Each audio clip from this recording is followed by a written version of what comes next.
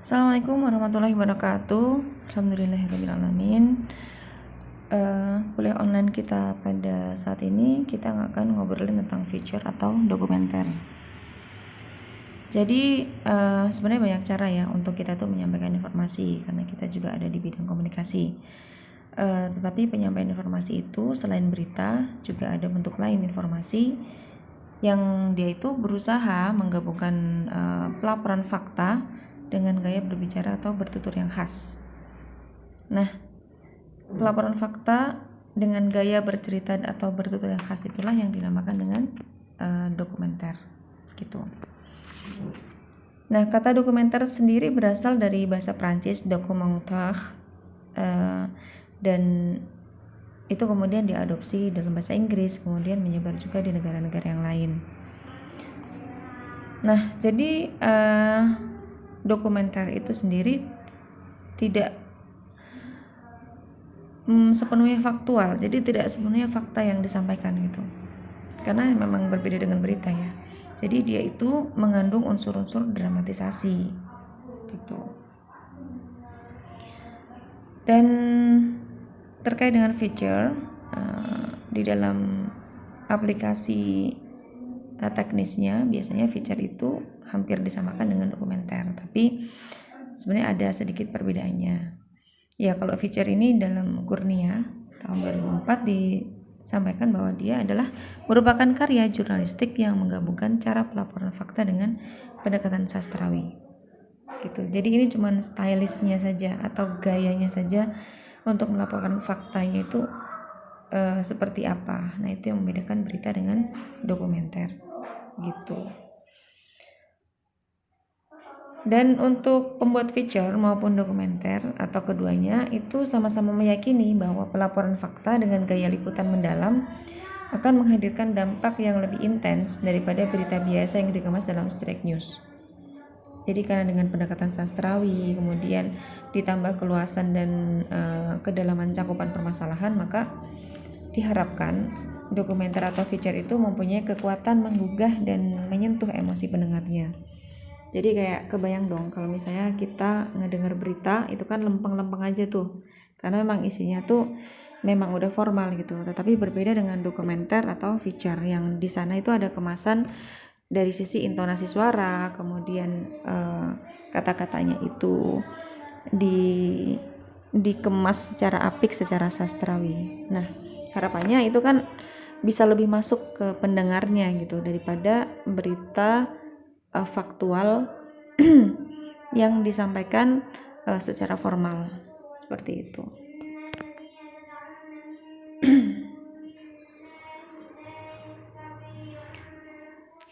Nah, itu ini sudah ya. Jadi feature terdiri dari unsur-unsur berupa dokumentasi peristiwa, opini pihak-pihak terkait, dan ekspresi manusia yang penuh imajinasi dalam penyajiannya. Itu feature.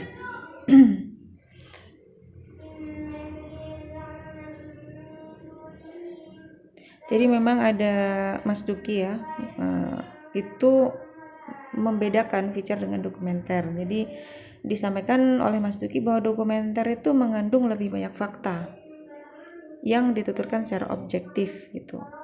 Dan dokumenter itu tidak bertujuan untuk mempromosikan suatu barang, dia itu mengajak pendengar menangis atau sekedar menyajikan objektivitas sebuah peristiwa gitu. Kemudian perbedaan lainnya adalah teknik-teknik atau pendekatan sastrawi ya. Kalau faktor ini yang membedakan dokumenter dengan feature yang masih menoleransi imajinasi dan dramatisasi. Tetapi kebanyakan memang feature dan dokumenter ini dibahas bareng-bareng gitu. Tapi bukan untuk menyatukan konsep kedua program tadi, tetapi untuk kepraktisan saja, karena alur atau tahapan pembuatan kedua jenis program tersebut itu pada dasarnya tuh sama gitu, serupa gitu. Hanya pendekatan dan pengemasannya saja yang berbeda. Jadi sederhananya gini, dokumenter itu dia akan lebih banyak fakta yang dituturkan secara objektif gitu. Nah, kalau feature dia itu dominasinya itu lebih kepada imajinasi gitu dan dramatisasi. Nah, bedanya cuma di situ. Misalnya sama-sama mengangkat berita yang sama. Misalnya tentang COVID ya. COVID-19 ini. Kalau misalnya dia dimasukkan ke dalam dokumenter, maka fakta-fakta yang akan banyak dimunculkan. Misalnya kemunculannya di Cina itu tanggal berapa, kemudian penyebarannya ke negara-negara lain itu negara mana saja, berapa jumlah penderitanya yang positif, berapa jumlah meninggal, berapa jumlah yang sembuh, kemudian sampai ke Indonesia itu tanggal berapa, pasien di Indonesia berapa, sampai sekarang itu berapa lonjakannya, kemudian pencegahannya bagaimana. Nah, itu dokumenter. Tapi kalau misalnya di feature, maka kemasan fakta itu ada, tetapi ada dramatisasi. Misalnya kita sekarang dalam keadaan mencekam karena di media sosial disampaikan bahwa jumlah penderita positif COVID-19 ini semakin banyak dan terjadi lonjakan tajam di dalam penderitanya. Seperti itu. Jadi dari sisi itunya yang sedikit membedakan dokumenter sama feature. Oke. Next, jenis-jenis feature atau dokumenter. Jadi pembuatannya tuh nanti hampir sama ya, hampir serupa, cuma nanti ketika di aplikasinya, mungkin di skenario, di skripnya itu nanti yang akan berbeda di sana gitu. Di feature itu ditambahin efek-efek dramatisasi sastrawi seperti itu. Nah, jenis-jenis feature atau dokumenter yang pertama itu adalah news feature. Jadi news feature ini adalah kisah yang bernilai berita, peristiwanya berkembang dari waktu ke waktu secara sepotong-sepotong. Beritanya diudarakan dalam bentuk straight news. Jadi dia berita ya, lebih ke berita. Ini misalnya COVID tadi. Nah, dia bernilai berita kan, artinya yang kita butuhkan saat ini informasinya. Peristiwanya berkembang dari waktu ke waktu ya, peristiwa dari awal munculnya sampai kemudian penyebarannya sampai di Indonesia gitu, secara sepotong-potong. Jadi tahapan-tahapan penyebaran dan tahapan-tahapan lonjakan jumlah dari pasien itu diberitakan gitu. Atau misalnya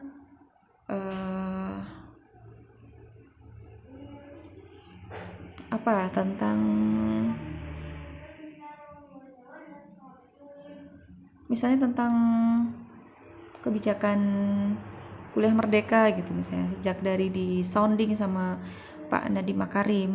Nah, itu kemudian ternyata justru COVID-19 ini memberikan kesempatan untuk belajar merdeka. Nah, seperti itu bisa dikemas dalam dokumenter atau feature. Kemudian yang kedua, sidebar. Nah, sidebar ini menyoroti satu detail atau sebuah aspek dari berita besar, biasanya breaking news. Jadi kalau ada berita besar, dia tuh cuman ngambil satu aspek dari berita besar itu. Jadi tidak mengangkat secara general. Misalnya kalau COVID-19 nih ya. COVID-19 kalau ngomongin COVID itu kan meluas sekali. Dari sisi kesehatan iya, dari sisi penyebaran iya, dari sisi ketersediaan rumah sakit iya, kan luas sekali. Maka kalau sidebar ini, side itu sisi ya, berarti kan satu sisi itu cuman mengangkat misalnya dari penyebab. Nah, misalnya penyebab COVID-19. Nah, jadi dari itu aja. Penyebabnya diduga dari kelelawar, bla bla bla bla dan sebagainya. Nah, itu sidebar.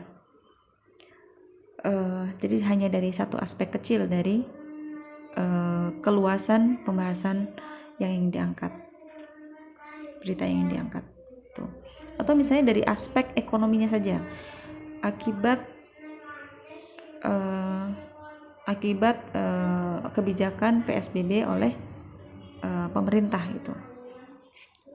Untuk stay at home misalnya, akibatnya apa? Nah, misalnya penghasilan menurun, kemudian tidak bisa bersosialisasi dengan teman-teman dan sebagainya. Nah, hanya dari sisi itunya saja, sehingga tidak menyentuh kepada ketersediaan APD yang kurang, tidak menyentuh kepada berapa jumlah pasien dan sebagainya gitu. Nah, kemudian ada historical feature. Historical feature ini adalah mengangkat peristiwa bersejarah yang memperlihatkan betapa penting dan signifikannya peristiwa yang terjadi di masa lalu bagi generasi sekarang. Nah, ini seperti feature atau dokumenter yang dia mengangkat kisah yang lalu di masa sekarang. Misalnya bagaimana terjadinya tsunami Aceh tahun 2006. Atau jadi itu kan peristiwa sejarah ya. Atau misalnya G30S PKI ya, mungkin ya. G30S PKI itu kan terjadi di masa lalu yang kemudian didokumenterkan di masa sekarang gitu. Jadi ini mengingatkan betapa pentingnya mengenang peristiwa itu sehingga kita bisa mengambil hikmah dari peristiwa tersebut gitu. Maksudnya historical feature itu. Sekaligus mengingatkan bahwa proses rekonstruksi masih berlangsung dan diawasi oleh kita semua. Jadi kalau kita bilang misalnya PKI itu bahaya laten gitu. Nah, ketika kita ngeliat atau nonton film PKI, kita jadi ingat, oh ya, kenapa dia dikatakan bahaya laten dan berbahaya sekali, karena memang mereka tuh kejam banget pada masanya saat itu karena membunuh para jenderal dan membunuh rakyat seperti itu. Jadi bisa mengambil hikmahnya. Kemudian ada news backgrounders.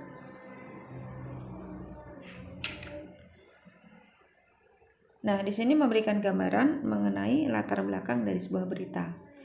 Informasi latar, why, dan how-nya di samping kronologinya. Jadi tujuannya adalah membuat khalayak pendengar itu memahami awal peristiwa hingga situasinya sekarang. Atau situasi yang berkembang. Kayak misalnya berita kasus korupsi Jaksa Urip. Ya dulu pernah ada ya. Yang berujung pada vonisnya jatuh vonis 20 tahun penjara buat Jaksa Urip itu. Dapat diberi backgrounder itu berupa awal kasus yang melibatkan Jaksa Urip, KPK, dan tersangka penyuap Artalita yang mengantarkan Jaksa Urip itu ke tahanan. Jadi berita yang kemudian itu ada background berita yang lain. Kalau di kekinian, misalnya kemarin ada viral ya broadcasting berita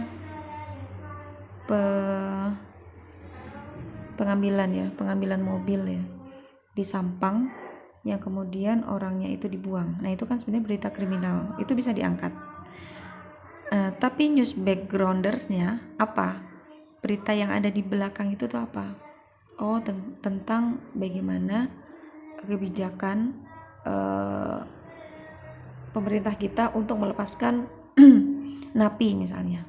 Kebijakan itu dirunut dari awal. Kenapa kemudian napi itu dibebaskan dan justru menimbulkan kriminalitas di mana-mana gitu. Nah, jadi ada dua berita yang sebenarnya itu merupakan sebab akibat. Ya, sebabnya adalah ini, kemudian akibatnya terjadi berita ini. Itu namanya news backgrounders.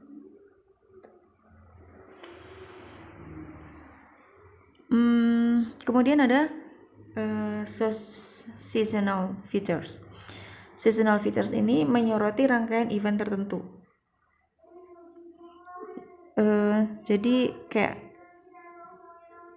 dia itu misalnya contoh liputan mudik lebaran gitu. Jadi seasonal itu kan musiman ya. Jadi berita musiman gitu. Liputan program-program menyambut Hari Kartini, Hari Kebangkitan Nasional, atau Hari Ibu. Nah, seperti itu. Liputannya itu yang dinamakan seasonal features. Jadi hanya terjadi di musim-musim tertentu aja. Kemudian ada special event features. Nah, special event feature ini fokus pada satu momen dari rangkaian peristiwa. Jadi misalnya ada peringatan peristiwa Bandung Lautan Api. Nah, ini dapat mengangkat special event features berupa persiapan dan penjabaran program pemerintah daerah untuk menyambut hari istimewa. Atau misalnya Jember Carnival.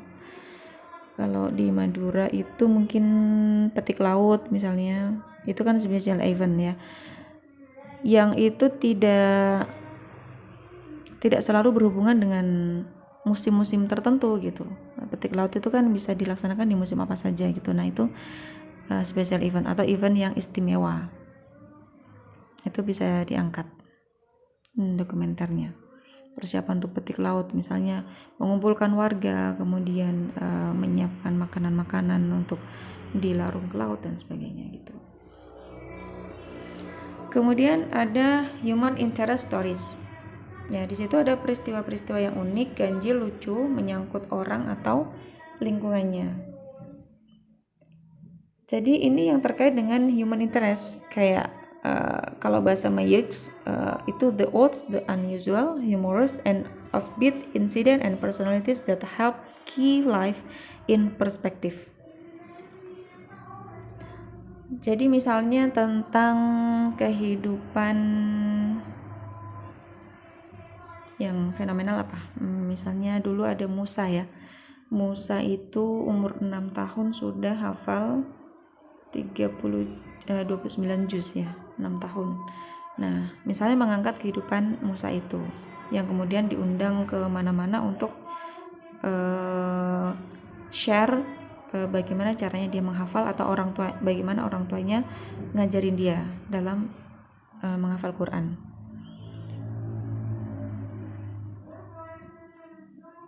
Jadi yang disampaikan di sini adalah bagaimana seorang anak kecil bisa disiplin menghafal Quran dan akhirnya menyelesaikan hafalan Qurannya gitu di usia yang sangat muda. Nah ini kan human interest gitu. Atau yang lainnya, misalnya KK.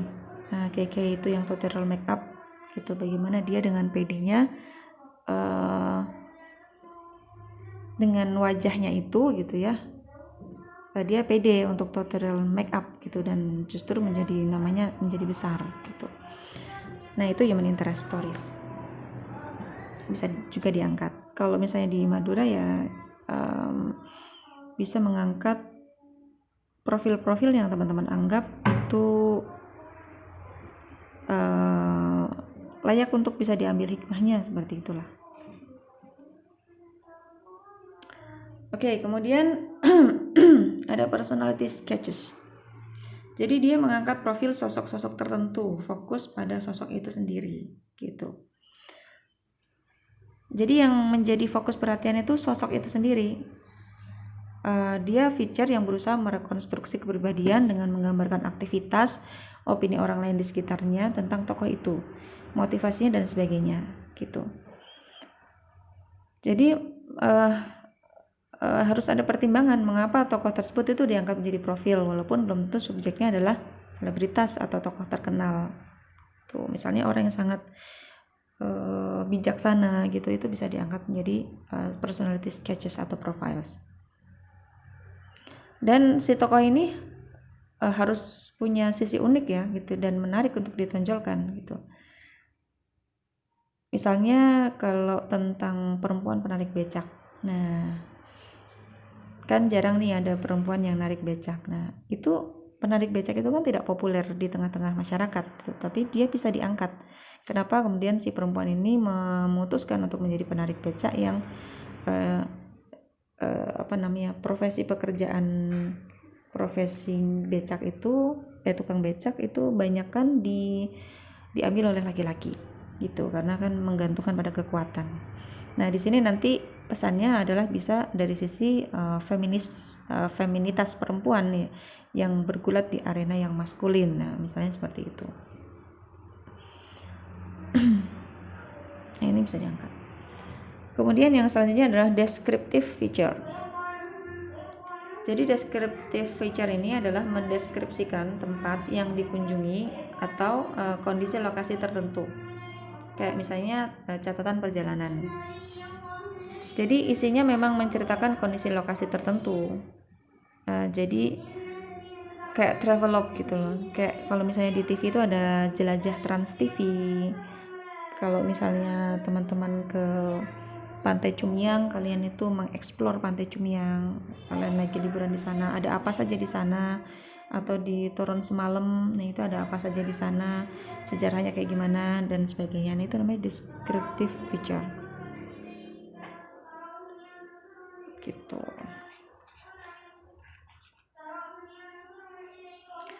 Oke, nah itu tadi jenis-jenis dokumenter atau feature. Nah, kemudian kita masuk ke memproduksi feature atau dokumenter. Jadi pertama harus persiapan dulu ya, persiapan produksi. Apa yang perlu disiapin? Yaitu pertama, tetapkan isu dan pahami subjeknya secara menyeluruh. Tuangkan dalam skenario plot atau sekuen. Nah, teman-teman untuk bisa memproduksi dokumenter itu, teman-teman harus memilih dulu jenis dokumenter apa yang pengen teman-teman pilih.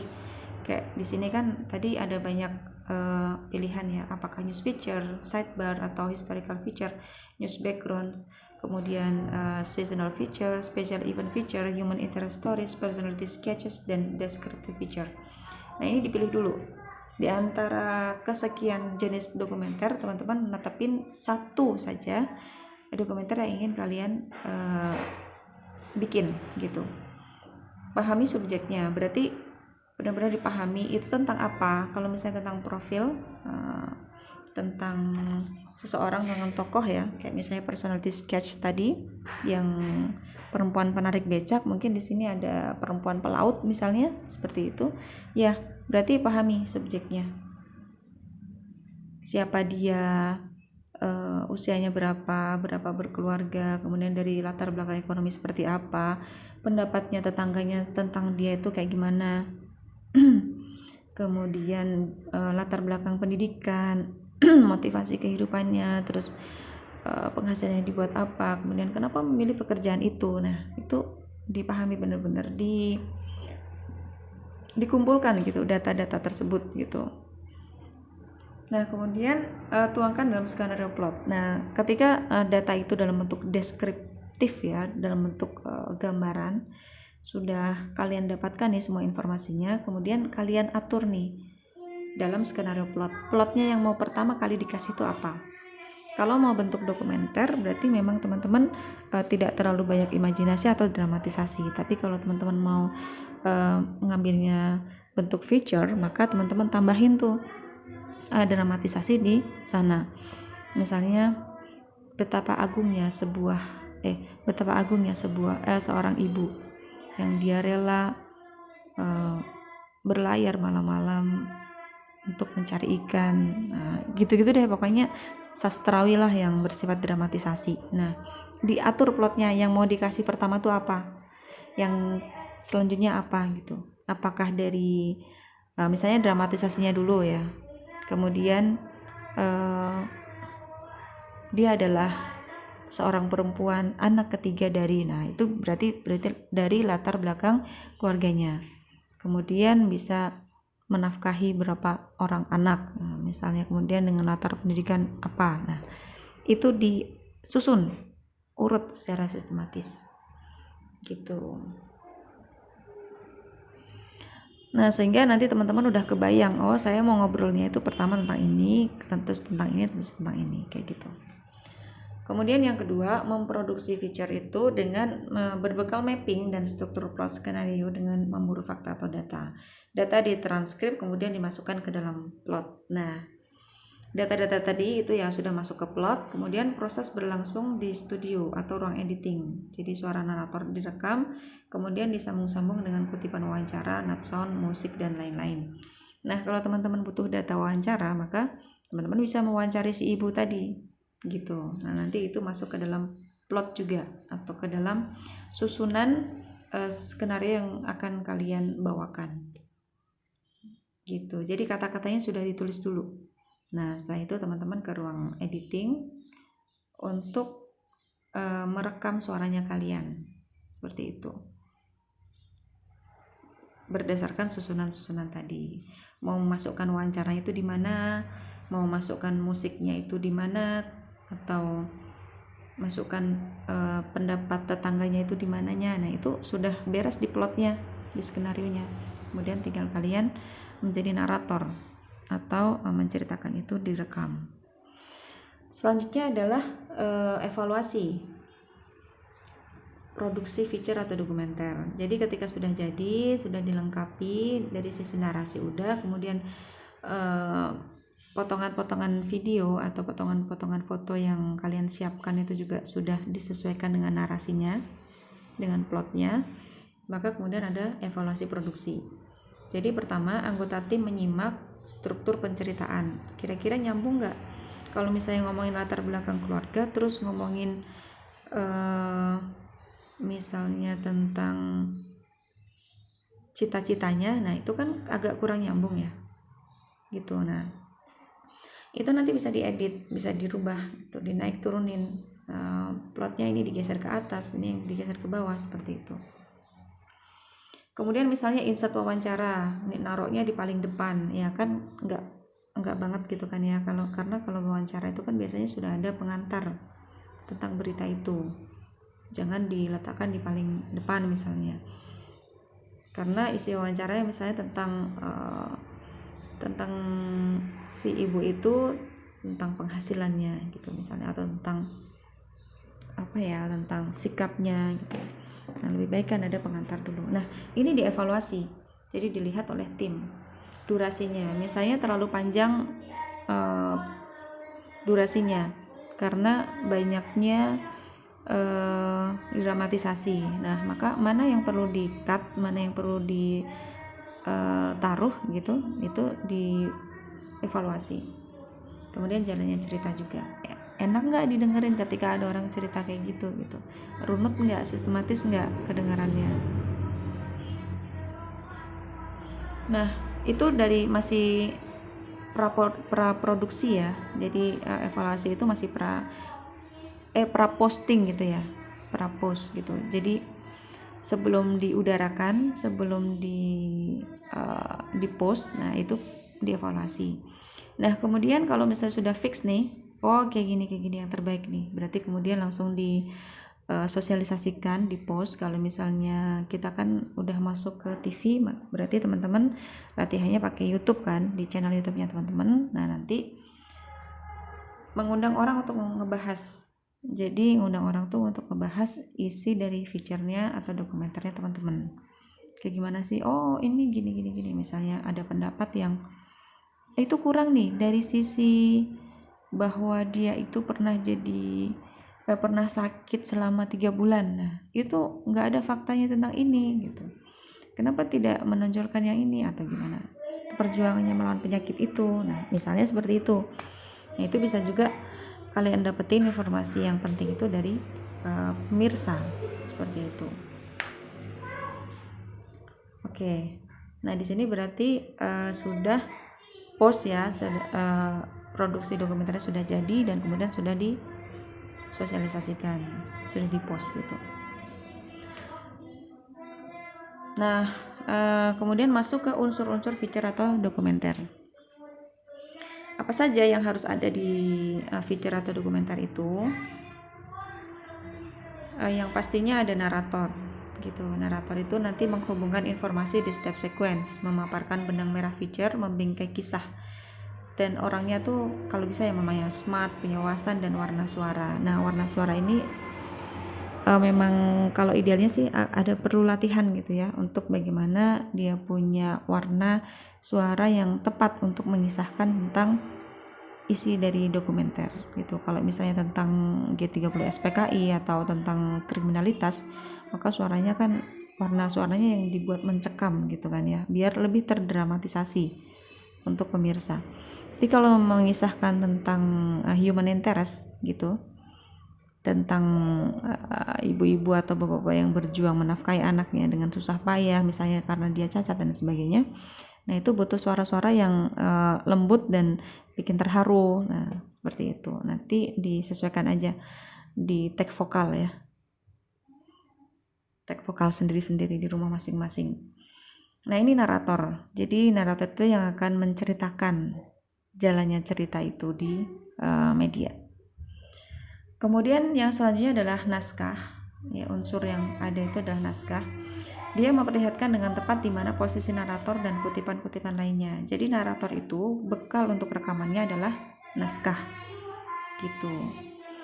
yang di naskah itu sudah ada tanda-tanda di mana dia harus berhenti, di mana dia harus memberi jeda, di mana dia harus melanjutkan dengan intonasi yang seperti apa.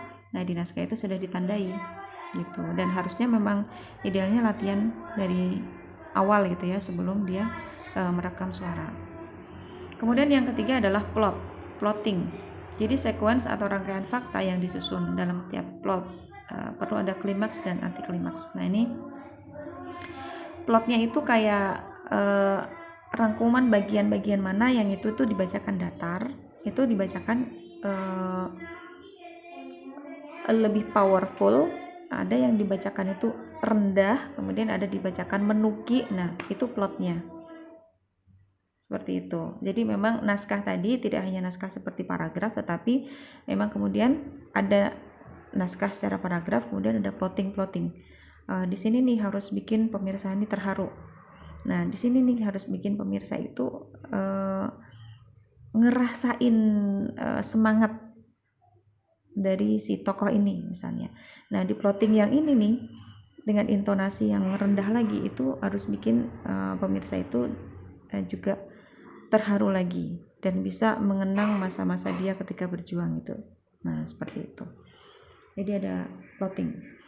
Kemudian yang selanjutnya adalah memperjelas detail lengkap ya, memperjelas dan menghadirkan kesan dan mendramatisasi fakta berupa not sound atau insert atau soundbite. Nah, ini pelengkap itu kayak aksesoris. Jadi kayak misalnya lagi ngomongin tentang yang bahwa misalnya dia tokohnya itu seorang kriminal yang bertobat misalnya, nanti backsoundnya bisa al-i'tiraf misalnya, dosa-dosaku bagaikan pepasir. Nah, bisa seperti itu, atau musiknya aja jadi tanpa lirik. Nah, itu pelengkap aksesoris yang melengkapi dramatisasi dalam feature atau dokumenter. Kemudian ada durasi dan penempatan. Nah, Aspinall menyebutkan bahwa rata-rata dokumenter panjangnya 30-60 menit. Nah, durasi ini penting karena biar tidak terlalu membosankan juga dan tidak terlalu mengembangkan cerita gitu. Jadi ceritanya itu seperlunya, cukup gitu, tidak terlalu membosankan nantinya. Nah, itu unsur-unsur feature atau dokumenter gitu. Nah, kemudian draft sequence. Kayak gimana sih draft sequence itu? Yang pertama, ini misalnya aja ya. Ini contoh aja. Jadi contoh misalnya dia tuh judulnya tentang gagasan baru panen sukses gitu misalnya. Nah, draft sequence itu yang harus dia penuhi apa? Dia harus menjawab pertanyaan-pertanyaan kayak misalnya, 1. Bagaimana nilai sosial saat ini menghalangi untuk memperkenalkan gagasan-gagasan baru? Uraikan beberapa contoh. Kemudian contoh sebuah kampus yang berhasil meningkatkan produktivitas dan pendapatannya lewat metode baru. Ini banyak salah ketik ya, tipe. Kemudian apa yang diperlukan untuk mengubah nilai-nilai sosial budaya setempat, dengan yaitu pentingnya sekolah, dukungan petugas penyuluh lapangan, subsidi pemerintah, perbaikan transportasi dan lain-lain. Kemudian langkah pertama untuk membuat perubahan, pernyataan ulang manfaat perubahan, siapa yang menentang perubahan, apakah dimungkinkan untuk mengubah pandangan pihak yang menentang ini, bagaimana caranya, dapatkah hal semacam ini dilakukan di kampung kita gitu. Nah, draft sequence ini hanya draft ya, jadi ini kayak sketsa. Nah, sketsa sequence-nya tuh seperti ini alurnya, sketsa alur yang akan nanti dia jawab, dia uraikan, yang itu akan menjadi sistematika naskah gitu, sebelum kemudian dia lengkapi dengan alur plot yang jelas gitu, dimana dia akan membacakannya secara berapi-api atau secara datar saja gitu. Kayak misalnya nih contoh sebuah kampung yang berhasil. Nah, dia kan akan ngasih contohnya ya, kampung yang berhasil itu ada di dalam naskah. Tapi mungkin plotting intonasinya datar gitu. Tapi kayak misalnya apa yang diperlukan, nah ini langkah pertama untuk membawa perubahan misalnya di nomor 4 itu poin 4. Itu mungkin di plottingnya itu intonasinya naik gitu. karena di sana kan ada semangat gitu untuk membawa perubahan. Jadi plottingnya dengan intonasi naik ya, tinggi ya, powerful, semangat gitu, sehingga pemirsa itu merasakan semangat dari cerita tadi gitu. Nah, kemudian skenario atau rundownnya misalnya isi ya, narasi dengan tambahan suara untuk memberi contoh itu misalnya 2 menit, rekaman actually dari kampung A 4 menit, kan tadi ada contoh kampung kan ya, berarti narasi dan bincang pendek dengan 3 spesialis tentang perubahan ya, atau tentang panen ya, itu sekitar 6-7 menit dan sebagainya. Nah, itu di plot-plot narasinya itu juga gitu, sehingga bisa ketemu berapa menit, berapa durasi yang dibutuhkan untuk pembuatan dokumenter ini, seperti itu. Nah, itu sebelum membuat ini memang ada draft awal ya, draft awalnya seperti ini, tapi nanti kita sesuaikan dengan aplikasinya. Ketika narator itu sudah rekaman di studio, maka dia akan bisa memperkirakan, oh ternyata nggak nyampe 4 menit, 3 menit cukup misalnya, ya sudah berarti nanti diganti 3 menit, seperti itu. Ini kan cuma masih draft saja, masih perkiraan-perkiraan yang mendekati. Tapi kalau prakteknya itu kan berarti di studio ketika narator udah mulai membacakan cerita. Nah, nanti disitulah sudah mulai ada plot yang memang ada durasi yang tepat gitu, berapa menitnya. Nah, setelah percobaan pertama baru kemudian benar-benar membawakan cerita di dokumenter tersebut. Oke, itu tadi materi tentang feature atau dokumenter.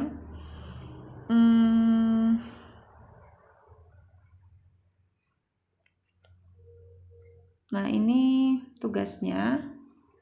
Dari sekian banyak berita yang ada di media, pilihlah sebuah isu yang menurut Anda layak untuk diangkat sebagai feature atau dokumenter. Susunlah sesuai dengan tahapan produksi feature atau dokumenter, mulai dari perencanaan sampai proses produksinya. Bahkan tahapan produksinya kalian untuk membuat dokumenter itu bisa menjadi dokumenter sendiri gitu. Karena news backgrounders ya. Kalian buat itu karena tugas misalnya, seperti itu. Oke. Boleh sesuai dengan ini, tugas ini, yaitu memilih salah satu isu dari media. Boleh juga kalian menentukan dokumenter sendiri dari jenis-jenis dokumenter yang sudah saya sampaikan tadi. Jadi kalau misalnya di kampungnya teman-teman itu ada profil yang kira-kira bisa diangkat, boleh teman-teman angkat dan itu menjadi dokumenter. Jadi nanti minta izin saja, bilang kalau ini tugas dan sebagainya, nanti diambil foto, mungkin cuplikan sedikit video, dan kemudian jadiin dokumenter seperti itu. Jadi tidak harus juga mengambil dari media, tetapi kalaupun ada yang mengambil dari media nggak apa-apa, dibolehin juga. Ya seperti itu. Kalau dari media kalian ini analisis isi ya. Jadi teman-teman kalau misalnya ngambil isu dari media, maka fakta atau data yang teman-teman butuhkan itu juga akan ngoprek media-media yang sebelumnya gitu. Nah, itu tinggal nanti gambaran di videonya itu disesuaikan saja dengan narasinya, seperti itu. Karena kan kalian tapi bisa nyuplik dari video-video dari TV, video-video dari YouTube, ataupun dari broadcast itu kan bisa kalian cuplik-cuplik gitu untuk bisa menyesuaikan dengan jalannya cerita ketika kalian ngambil isu dari media. Kalau kalian ngambilnya itu subjeknya adalah tokoh di sekitarnya teman-teman atau kejadian yang di dekatnya teman-teman, nah maka itu bisa pakai data asli ya. Jadi orangnya tuh orang asli yang kalian videoin dan foto-fotonya juga asli gitu. Silahkan dipilih aja. Dan ini tugas yang nanti dikumpulkan sekarang tanggal 29. Kita UAS itu tanggal 11 sampai tanggal 16. Jadi anggap ini sudah merupakan tugas rumah dan sekaligus untuk UAS gitu ya. Ya, untuk UAS 29 masih minggu depannya lagi. Oke, ini untuk UAS. Silakan teman-teman buat per kelompok ya, sama kelompoknya aja sama kayak kemarin. Saya harap semuanya terlibat dalam pembuatannya karena ini bagian dari skillnya jurnalisme penyiaran, agar tidak ketinggalan banget gitu sama prakteknya, dipahami benar-benar. Dan silakan, saya membuka konsultasi 24 jam setiap harinya, silakan aja. Kemudian itu pembuatan dokumenter ya, 30 sampai 60 menit. Silahkan mau bikin berapa menit gitu. Mungkin itu ya. Sebenarnya saya pengen ngasih tugas lagi. Kalian ini punya kampanye positif. Mungkin apa yang pengen kalian suarakan itu silahkan di dalam tugas dokumenter itu diselipkan, entah itu di depan atau di belakang saja, di depan atau di belakang terserah. Tapi kalian itu ada kampanye positif. Misalnya salah satu aja dari satu kelompok itu, salah satu aja yang mengkampanyekan positif, misalnya tentang hidup bersih, atau tentang bagaimana komunikasi efektif, tentang komunikasi positif, atau apapun yang ingin kalian kampanyekan yang itu membawa perubahan ke arah yang lebih baik gitu. Dan pesan kalian adalah untuk mahasiswa seluruh Indonesia kan, karena masuknya di channel YouTube.